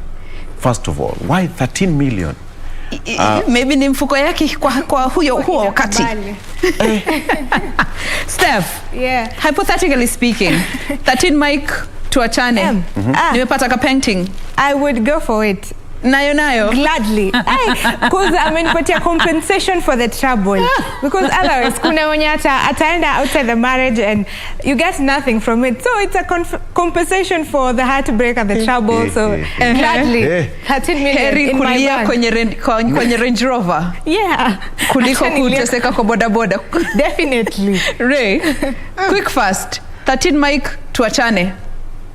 Kwanza the fact that ananiacha for a younger version. Unaikubali kabisa? So 13M doesn't matter anymore. It's a younger version. No. First of all, by the time that man this is me. By the time that man is coming to me and telling me that, he's already cheated on me. Yes. He's already broken my heart. And if we have children, I mean, what happens? Mimi nitauliza maswali. What happens to my children? First. If he's going to take care of them and elevate them as he would have, fine. Okay. Secondly, I have been married to you. 6 years. Seen you from grass to grace to a point that you can afford 13 million. You'll have to make it double. Okay. Yeah. Shikilia tu hapo. Shikilia hapo. Make it official that we are divorced and I want nothing to do with you. Moving forward. When I live with my children, you will go back to being a baby daddy. You have no say in how I'll bring up the children and how I conduct my life going forward. Now, double for the trouble. This is an incident that happened in Nigeria. This 38-year-old guy, and he actually brought this story on Twitter. Alikuja Twitter kuuliza the tweet farm their advice. Akasema manze, in the situation, I need your advice. So me, I want to leave my wife who I found another younger girl who is in her 20s. She's looking very like Jollof on the jet. She's looking good. She's looking fine. She's looking like I go love her. I go love her. That go make now. But now we've been married for 6 years with my wife. I want to give her 13 million to leave me, and this is 13 million converted to Kenya shillings. Okay. That is the Kenyan shillings version. I want to give her 13 million so that she can leave me, so that I can marry this younger one. First of all, why do people bring relationship issues kwa social media? Tulikuwa hapo mukipatana. The social media in-laws. Tunakwanga in-laws. And this is a whole 38-year-old man. Okay, my brother, I just make a move. Wanting to leave his wife of 6 years, of course, presuming she's in her 30s as well, because he was categorical to mention he meant another one in her 20s. But again, we have to look at the backstory, what really happened. If it's just, the guy just woke up one morning and said, you know, I want us to have a divorce, and then here, 13M, please go your way, that would be quite unfair. In fact, In fact, the good book does not guarantee or does not even condone divorce. Okay, there are some circumstances under which one can apply for a divorce. So, were those circumstances met? Okay, but if it's just a matter of waking up and I have money, and we all know that some people can get a little bit extravagant and they say, shika 13M, tembea. Regina nasema he'll have to double it. Yeah, double the trouble, because it clearly indicates, first of all, this man has lost foresight. Because if he's 38, does he think he's going to grow backwards and become younger? That he's going for a 20-year-old? I mean, he's not thinking proper. So if he has the capacity to actually pay me 13 million to leave me after toiling for 6 years for a younger woman, clearly he did not deserve First me of all, in when the you first place. 13 million means he has a lot of money. I mean, And that's what I'm saying. He's going to give me double. Actually, I'm going to contribute. We are going to tally my contribution to the growth of his wealth, and actually, it is our wealth. Then, on top of that, on top of giving me that settlement, actually, let's call it a divorce settlement. I will include a clause that if we have children, right? That he ceases to have any bearing in the children's life, because clearly this is a man who has lost focus in life.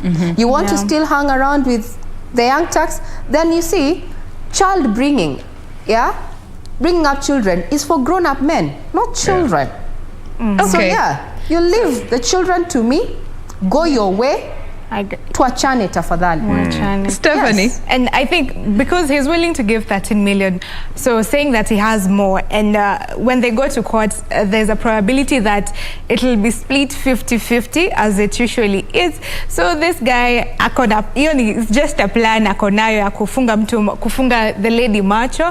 And if you're the lady, I don't know, you might take it to avoid the court battle and everything, or you might just stay there and put up a fight and demand for your right, because you deserve the half of the property at the end of the day. But Steph, court battle and the offer that the guy is giving are two different things, because the lady can still opt to go for the court battle, because if you're divorcing me, first of all, you have to go through the process of sharing the sharing of the wealth and all the property that we had. That's a different story altogether. So no, let me interject. Acheni niwaharibie maneno. Acheni niwaharibie maneno kwanza. Let me read for you the actual post. Sawa, word for word. Good day, please. I need your advice on how to go about this. I've known my wife for 13 years. Dated for 7 years before I married her. We're married for 6 years with 2 kids. The issue is that I never loved my wife.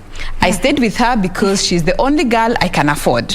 She doesn't ask for money, and when I finally made money and wanted to marry, I married her out of pity because she supported me when I was nobody. She knows I don't love her, but she still stayed. I was cheating left, right, and center, but she never questioned me. She still sees herself as lucky for me to have her, and she never questions me. She still, she sees herself lucky and allowed herself to stay. Now, I finally fall in love with a lady in her late 20s. I am 38 and my wife is 33. I think of this lady day and night. Right now, all I need is love. I no longer find any other woman attractive because of this lady. For 2 years now, I have been with my lovely girl. He actually mentions her name. And I can't read that on air. My wife knows about this lady and she never complains at all. I proposed to this lady, but she rejected my proposal because I am married. Debate. Gamma, bro, just go full scale. Let me. So the girl.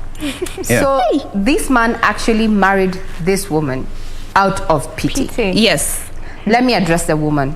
Okay. Very briefly. You need to know your worth.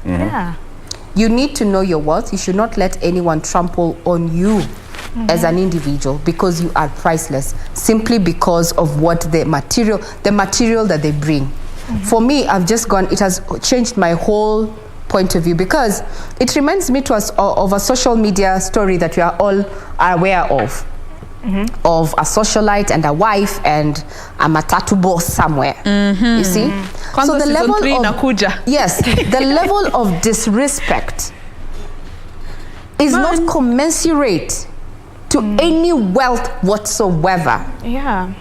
That is a source of mental issues that women and even men are dealing with out here.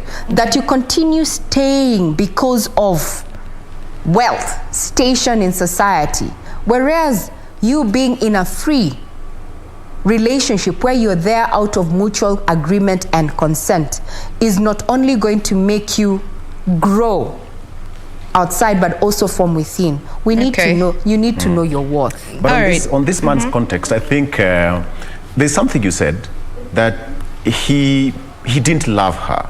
Okay, so he said that finally he's found the love of his life and now he's ready to go, and the lady is okay with that. And I think he said that they've known each other for 13 years. 13 years. So I'm assuming that every year I meet her. Every year I meet her. Every year. Oh, maybe that's how he came to that 13 million that 13 figure. M, yeah. So every year I meet her. Thank you so much. For every year we've shared together, Kamata meter, Potea. But then, if it's talked about, I did not love her, I married her because of pity and blah, blah, blah, blah, blah, blah. I think there's no bigger thing than love. Any other thing can be left constant. Now, Steph, before I get to Fugai Kamaneno, tuende kwa udaku next. Yeah, so this guy Akotu, I don't know, the fact that he married this lady bila kumpenda, amemwestia 13 years, 13 good years, and time, you know, it's priceless. You can't even put a cap on, you know, how much you pay for someone's time. So this lady anafaa kumcharge to good money for wasting her time. But then, Steph, 13 years, we've had some, I don't want to mention their names, but anyway, the Gates family, you know, which was actually on their social media. Exactly. How many years?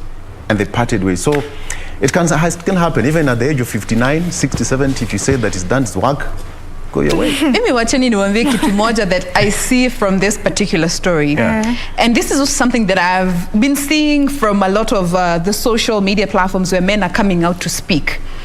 Inasemanga, and Victor, you can correct me if I'm wrong, you know, from a man's standing, a man will marry when they are ready. And this is why somebody can munaweza struggle na mtu for 13 years, for example, in this case. Mukiachana next month. Next month. Amepata mwingine na wanaoana na wanasonga mbele, and ama next month amepata hii job fiti, umekuwa ukishikilia all along, next month amepata hii job fiti, amepata mwingine na wameoana. Actually go watch a movie called Acrimony. It speaks of such a situation. This lady struggled with this guy for all these years, funding his dreams. He was an inventor. Nothing was coming through for almost 20 years. When they were younger, they're actually childhood friends, got into an accident which rendered her barren.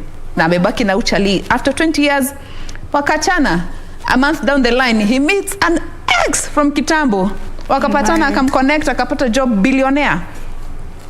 Na life ikaendelea. Same situation here. And Victor, maybe before we funga, is it true when they say that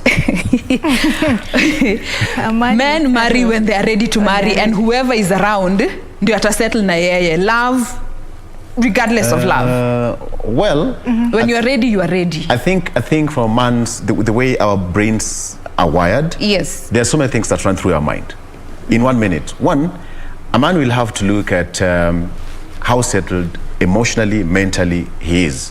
And lastly, you know, for you to take care of a lady, first of all, you have to make sure that your financial status is stable. Okay? Whether you're stable or not, but when a man is ready, nothing will stand on his way. Ni kama ndege may take off. No return. That's that's how it, I'm disputing that aspect of when a man is ready, they will marry whoever who is lingering. Not whoever. When they're ready. When they're ready, yes, they will focus on one person, they'll make it right, and they'll regardless of whether it is the person who has struggled with them or they are newly in another relationship. I refuse. I am not boarding. I am not boarding on that aspect, and I want to take you back to Acrimony. I watched that film. And it hit me, one thing that came out for me, that was very selfish. Very selfish of the man and this is a story that has been replicated in many relationships. Oh, so you start many. from the bottom with someone, take in lots of disappointments, but you're still there because you've actually loved this person. But when they finally strike gold, that's when they remember, oh, you know what? I married Regina out of pity. I married Regina because she had a child from another relationship. I married her because of XYZ. Oh, after you have actually hit gold, that's when you start making excuses why you are with me in the first place. Even there's a song that says, if you cannot love me now, don't love me later. It is as simple as that. If you can't love me right now, don't love me later. Yes, and love is found in the trenches, my friend. It is found there at the bottom of the trench so that you can come You're out. right, Regina. There are some circumstances such have happened, all right? But then there are two different things you're talking about. One, you're talking about a person who you go through all the dirty trenches and then all of a sudden things work out pretty well and then disappear. But then there comes a situation where a man marries when he's ready, despite whether he's got it all or not, he will get married. So there are two situations. When na struggle pamoja, after that he disappears. Then there's another guy who when he's ready, he gets married. So two different things, but they do happen. I agree. All right, now as we conclude this story up, I'm just some of the comments that guys had to say about this. Kuna mwenye anasema it's the 13 million for me. Mwingine anasema you never leave your wife for the side piece. Huyu ameangusha clan, ata regret mbaya. Mwingine anasema I'd take the money and throw the whole man in the bin. Mwingine anasema Jesus is coming back soon. Mwingine akasema may thunder strike this man. And the final one was saying let the wife take the money and leave. He will still cheat on her with a young lady if she still decides to stay. At least he had the guts to say the truth na akampatia ka shilingi nono. Akinioa alikuwa ameniambia ananioa out of pity ama anipendi. Watu waache hizo excuses. Acha sasa tuweke Galdem on the spot. Hii sasa tutaenda mbio mbio before we have to another very important session. Acha niwasomee. Sitasema jina yake. So this is also a post, I think this was Facebook. So I dated this guy last year, but he was always broke. He was loving and had a good heart, but the pockets were leaking. I didn't know how to dump him, so I faked my own death. I WhatsApped him, pretended to be my cousin using my phone and told him I was dead. I told him only 50 people were allowed to come to my funeral because of the government's regulations, so only family members. After that, blocked him everywhere. I have a fake account that I use to stalk people. So I've been monitoring his posts. He was hurt after my death. He posted about me for months after my death, and luckily we never had any mutual friends, so akujua bado she was alive. So lately I noticed things are going well for him. He got a good job, seems to be earning very well, and I want to go back to him, but I don't know how to because he thinks I'm dead. Please give me ideas. I love my man. Huyu ni mwenda wazimu first. In Nairobi tatuonyesha mambo. There are crazy people in Nairobi. So the fact that alimwacha, and then it's the reason for the breakup. How do you just stage your own death? What to get out of a relationship. To get out of a relationship. What happened to we can't do this anymore? Civil conversations. Yeah, it works. So how do you? It's too much. You did not hear that she said that this guy was actually good, kind-hearted, Imagine. Yeah, so it was difficult. Shida ilikuwa mfuko. So I have a question to this lady. Are you a Christian? Have you read the good book? If she has, you need to know that Jesus died on the cross so that we never experience death. So you can go with that. Jesus died and rose up in the third day. So I'm also a Christian. Hi, I'm back. I have reason. I'm here. Jesus is on the throne. Miracles. I'm just saying. Miracles do happen. I'm just saying. Things people will do to get out of a relationship. Now, right now faking right now we are talking about 13 million. Another one is talking about faking deaths. So that how ni ngumu aje, as in to an extent I want to fake it and then What if you die for real? What will happen? Imagine. Utaambia watu nini? Utaambia nini watu? Hey, dead men don't tell tales. If I die, I die. Yeah, so what happened? If you die, you die. Yeah, you die, and then we'll be a God. I was just trying to. Ilikuwa jokes. Ilikuwa tu jokes, God. You shock yourself mpaka useme, oh my God. No, if I die, I die. You can't die twice. No. Uko tu sawa. Just have a So I've just conversation. asked that lady. Kama yanasoma Bible. Anaweza borrow your story of resurrection. Even me, I thought I was dead. But God has been good. God has done it. Hallelujah. For me. I shall live for the Lord. He has done it again. He has done it again. If you think you're going to shock yourself, kumbe unajishock. All right. Okay. So that is that in regards to a trending topic. So of course, these are stories that just, create cause such a buzz on the socials.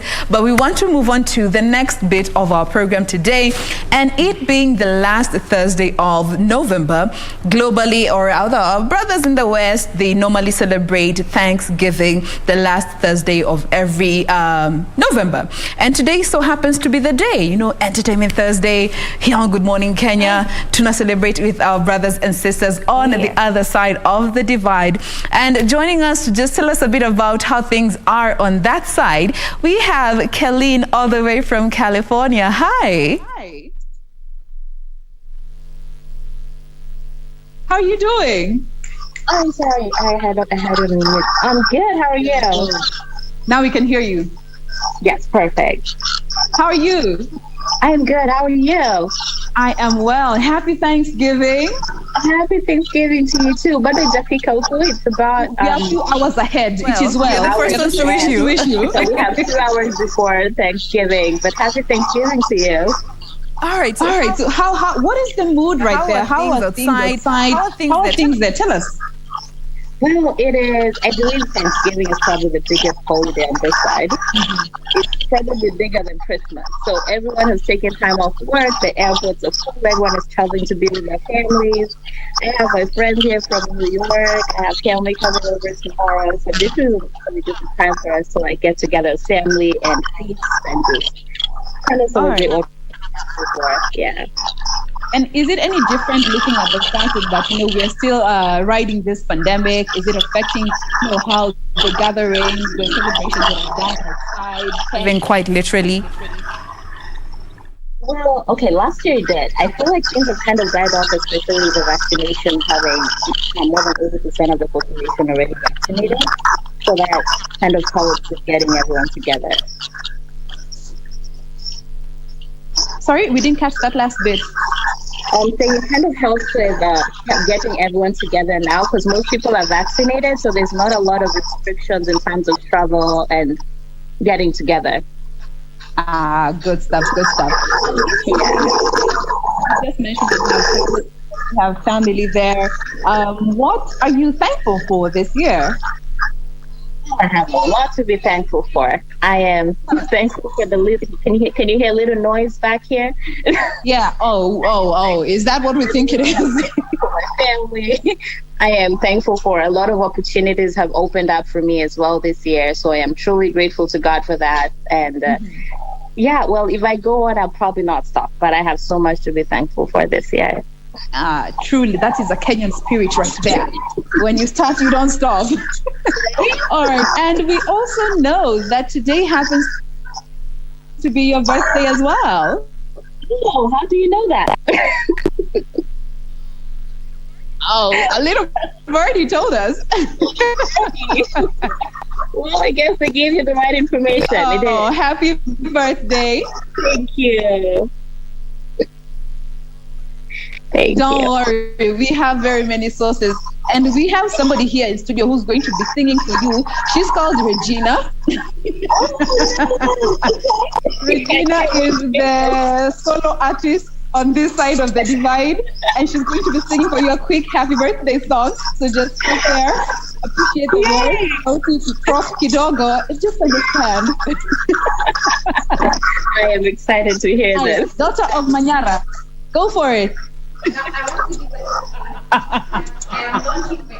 Have you ever had a Meru sing? Have you ever? She might throw in some Meru words over there. Thursday, how about we give it a go? Let's go.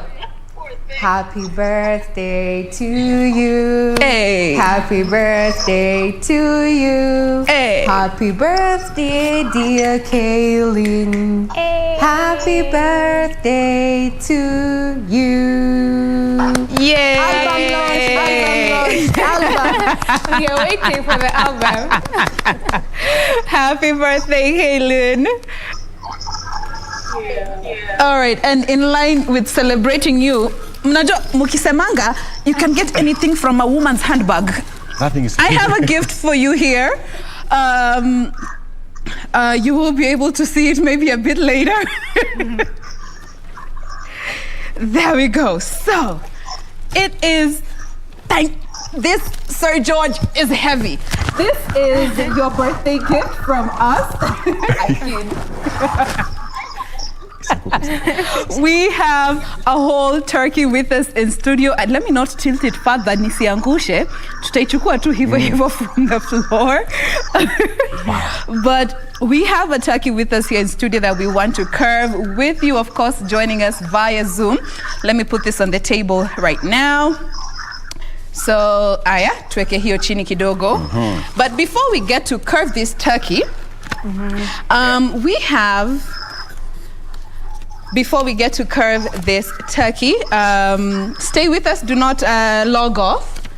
We have a letter that was sent to the Broadcasting House, of course, addressed to our editor-in-chief, Mr. Samuel Maina, and this is a letter from the U.S. ambassador to Kenya, and it reads, on behalf of the United States Embassy, I want to wish you and your colleagues a happy Thanksgiving. It's been a difficult year, but as we turn the page on COVID-19, better days are ahead. We are grateful for all you do to champion a free press here in Kenya, and we look forward to a healthier and more prosperous 2022. Signed, Eric Nedler. Amazing. Happy Thanksgiving and happy birthday once more, Kaylin. All right. Now, due to the interest of time, hii handbag yangu, ninakwambia handbag ya dem, ogopa. So, Victor rehearse juendo utachinja hika Sir George. Rehearse. Sir George. Okay. It's huge, and by the way, for the Thanksgiving purposes, for those who are who are also watching this from home, we also thank you very, very, very much. It's been a very difficult year for sure, but then we have just to keep on going, all right? But this turkey, we are going to eat on your behalf, okay? On your behalf. Anaitwa George. Georgie. Joyo. Come on. Doyo ya kwanza. Weapons of mass destruction. Come on. Aya. Handbag irudi chini. Look at that. There we go. So we are going to unwrap Sir George. Sir George did not die in vain. No. Sir George, thank you so much. Even in death. Yeah, Sir George is well We will enjoy behaved. you. Let me help you to remove that one. Okay. And this is also courtesy of the the United States of America's embassy here in Kenya, as we celebrate Thanksgiving globally. Absolutely. We also celebrate here in Kenya. Yeah. Regina, any last message to Sir George before we dive into him? Well, I know it's a form of poultry, so By the way, have your reservation. There is actually a term to refer to the fear of hens and chicken that you have. It is called electrophobia. Electrophobia. Yes. Well, but that one is dead, right? No. It's still very much alive.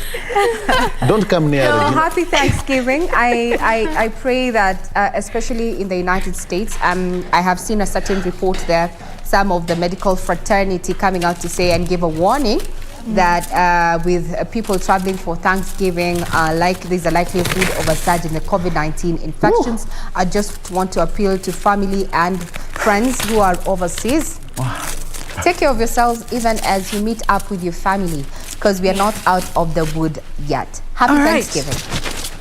Yeah. Victor. All right. Before we run out of time. Okay, thank you so much. We do appreciate you, and this is going to be an amazing. So for us to start, let me go and do just a small piece to initiate. Okay. Allah. Regina. Okay. No. Regina, this is still alive, okay? Bado is still kicking, by the way. Regina, did you hear that? Just a small bit. And I'm going to feed Jen. There you have it. Jen, this thing looks go watch delicious. a movie called Free Birds. All right. Everybody watching at home, thank you so much for watching. See you on Monday. Ndio sahani yangu. Enjoy the Thanksgiving. See that? Hey. I'm doing this. Ekelea hapa venye wanakatanga ukiendanga kwa local. Yes. I'm going to do this to Jen for Thanksgiving. Okay. There you go. There you go. All right. See you on Monday.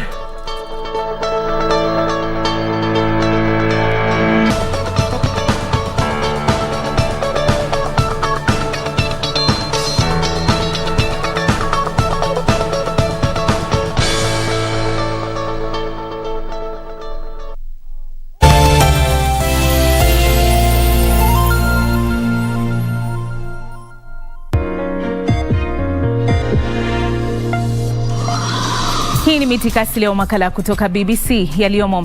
Shirika la fedha duniani IMF lakataa kuikopesha Zimbabwe kufuatia malimbikizo ya madeni kama chanzo kikuu. Je, taifa hilo lielekeze macho wapi?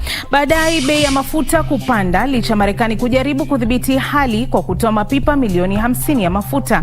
Kisha Somalia tangaza hali ya hatari kutokana na uwepo wa ukame nchini humo. Tunakujia moja kwa moja kutoka Nairobi, Kenya. Usibanduke.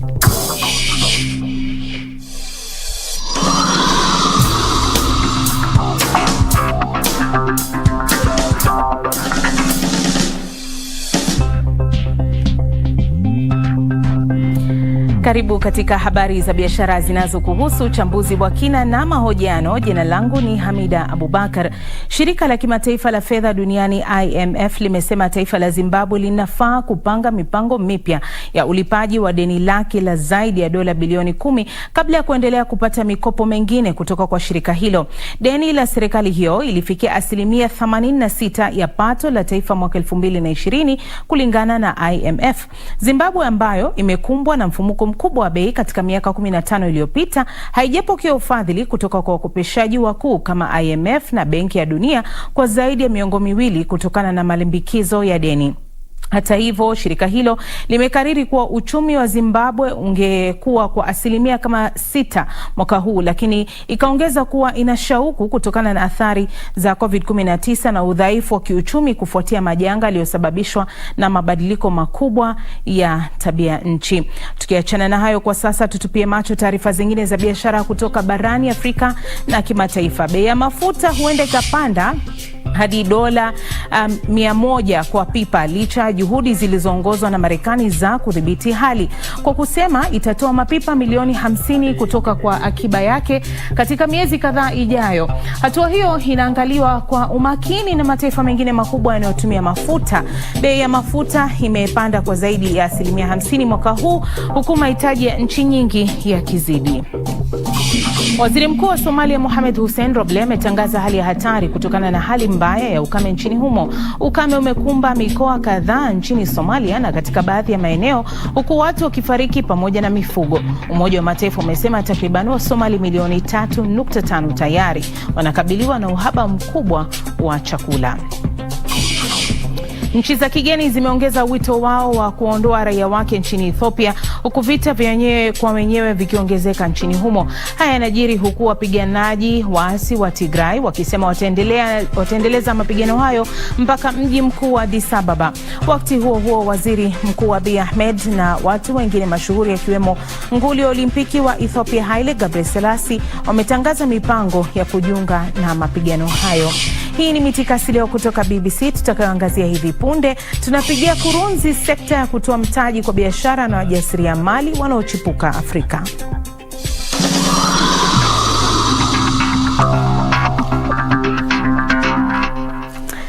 Naam, karibu tena. Tutupie darubini uwekezaji unaotolewa kwa biashara zinazochipuka. Hakuja kuwa na chochote kipya au hata kizuri cha kuarifiwa ndani ya mwaka 2020 kutokana na kuporomoka kwa chumi nyingi duniani kufuatia mlipuko wa COVID-19. Lakini bara la Afrika lina sababu za kutabasamu. Kulingana na ripoti ya kila mwaka iliyotolewa kwa ushirikiano na shirika la usawa binafsi barani na shirikisho la kutoa mtaji, kampuni zinazochipuka zilifanikiwa kukusanya jumla ya dola bilioni 1.1 ndani ya mwaka 2020. Hiki kikiwa kiwango kikubwa kuwahi kushuhudiwa katika kipindi cha miaka 7 iliyopita. Tunisia na Algeria yakiwa mataifa yanayoongoza katika kupokea mitaji hii. Aidha, kiungo muhimu kinachosukuma matokeo haya chanya ni uwepo wa mazingira bora yanayotolewa na serikali sawa na jeki ya Sera Mufti, teknolojia ikiwa kichocheo kikuu cha uwekezaji huu. Kampuni kama vile Google, Facebook wameongeza jeki ya usaidizi kwa wajasiriamali wa teknolojia huko Nigeria na Afrika Kusini, wakijaribu kutumia fursa ya upanuzi wa sekta ya teknolojia Afrika ambayo inatazamiwa kuwa na thamani ya dola bilioni 180 ifikapo mwaka 2025. Sasa teknolojia ya miamala na sekta ya benki zimekuwa mojawapo ya maeneo makubwa ya uwekezaji huko Lagos, Nigeria. Aidha, kampuni mbili zenye thamani ya dola bilioni 1 zimeweka hema zake katika mji huo, huku zingine zikifuata mkondo huo huo. Didi Anyike Lure anatupa maelezo zaidi.